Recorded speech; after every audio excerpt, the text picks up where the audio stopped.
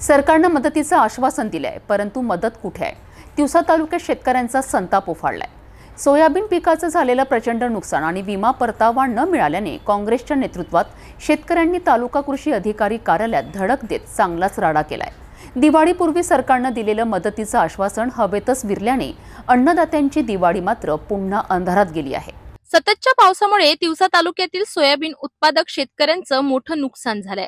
पीक उद्ध्वस्त झाली आणि खर्चही निघाला नाही आणि विमा परताव्याच्या सरकारनं दिलेलं आश्वासन अजूनही अपूर्णच आहे। या पार्श्वभूमीवर काँग्रेसच्या नेतृत्वात तालुक्यातील शेकडो शेतकऱ्यांनी तालुका कृषी अधिकारी कार्यालयावर धडक दिली आणि घोषणाबाजी करत राडा केला। संतप्त शेतकऱ्यांनी कार्यालयाच्या विहिरीवर बसून शासकीय मदतीसह विमा परतावा द्या अशी मागणी केली। शेतकऱ्यांचं म्हणणं आहे की पिकलं किलोमध्ये, अहवाल मात्र क्विंटलमध्ये हा कृषी विभागाचा प्रकार आहे। सरकारनं मोठ्या थाटामाटात मदतीची घोषणा केली, पण प्रत्यक्षात मदत कुणालाच मिळाली नाही। रब्बी हंगामाची तयारी सुरू झाली असतानाही खरीपातील सोयाबीन पिकाचा विमा परतावा न मिळाल्याने शेतकऱ्यांना आर्थिक विवंचनेत दिवस काढावे लागत आहे। काँग्रेसचे नेते व सामाजिक कार्यकर्ते मुकुंद पुनसे, दीपक देशमुख, सुभाषराव ढगे, किशोर गोरडे, प्रतापराव खैरकार यांच्यासह शेकडो शेतकरी या आंदोलनात सहभागी झाले आहेत।